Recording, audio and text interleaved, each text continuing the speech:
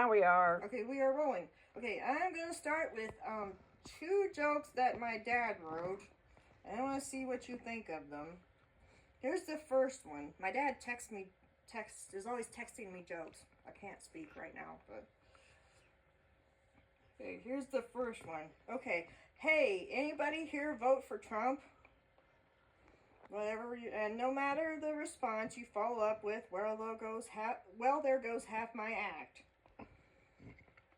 Here's the second joke my dad wrote. I had a gluten-free pizza and found out it had gluten in it. When I complained, they told me why it's only $8. They told me that's why it's only $8. It's cheaper because the gluten is free.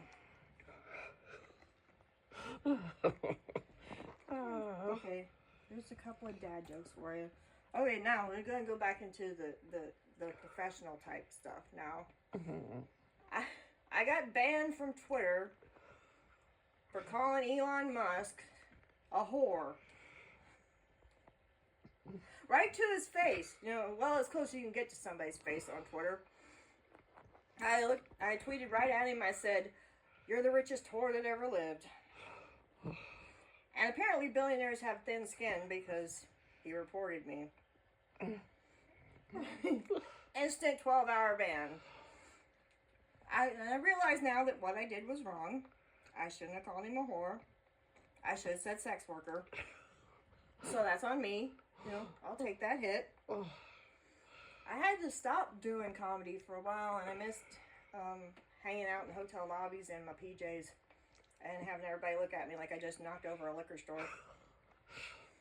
They just look at me really weird, and I'm just going, what? What? I'm wearing shoes. I didn't realize 2-star hotels had standards.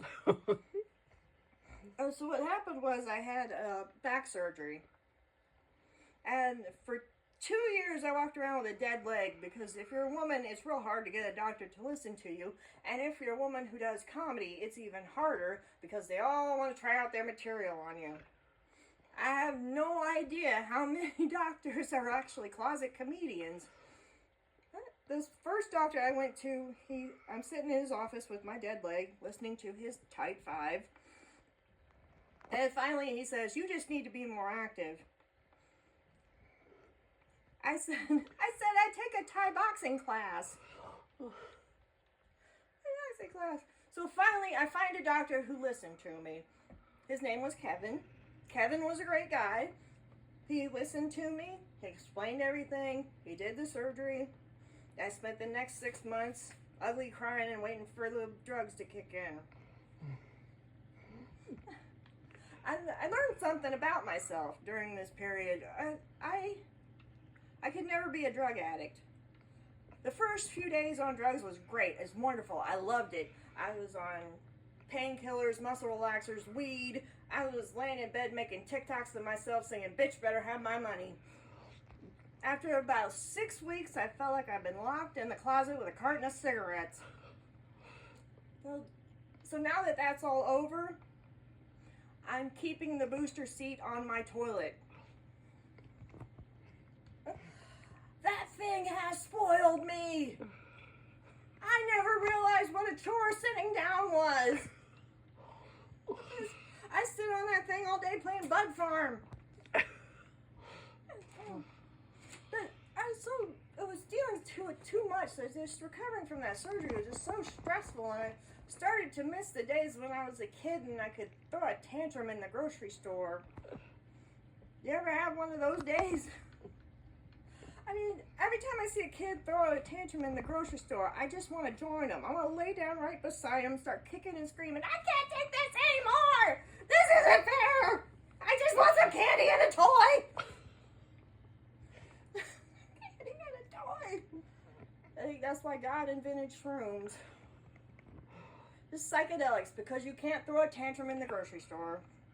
Buy some pumpkin spice Cheerios because you're in the grocery store. Go home, take some shrooms. The cosmos awaits. Jesus wants you to be happy. The pumpkin spice Cheerios taste amazing when I'm tripping on shrooms. I'm one of those people that gets annoyed with pumpkin flavored everything every year. But if I'm tripping on shrooms, I will eat my fucking weight in pumpkin spice Cheerios. I just love them.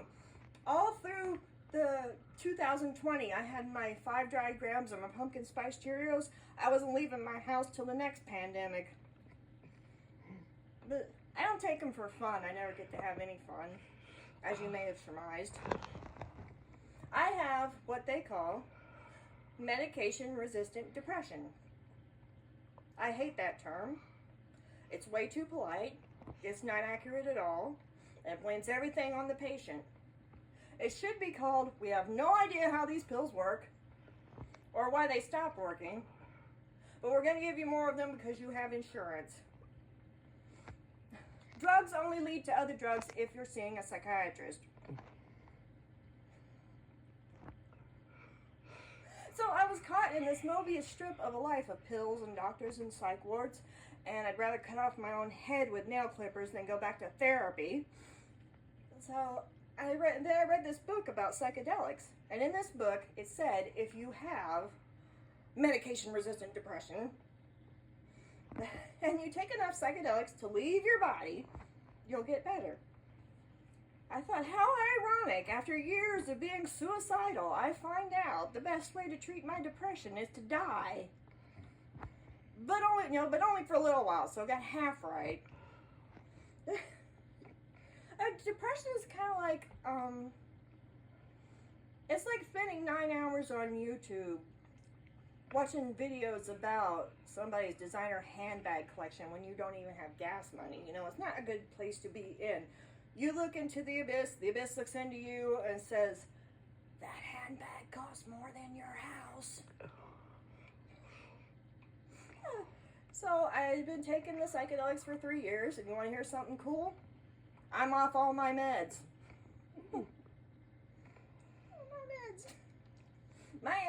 My aunt, though, she's still on her meds, but she's doing okay. She's a TV writer and producer. I know that sounds fancy, but all it means is she spends a lot of time around William Shatner. She's a lesbian, and I learned a lot about lesbians since she came out of the closet, and she told me some stories about her life. Apparently, alcohol will cause a lesbian to hit on Ted McGinley. And if you don't know who he is, you're probably under the age of 65. But he played the neighbor on Married with Children. He's the patron saint of Jumping the Shark.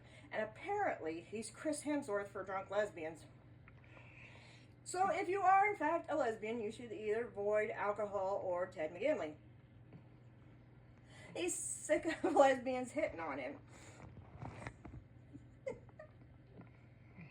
He goes day drinking with Lou Diamond Phillips. My camera lady is laughing.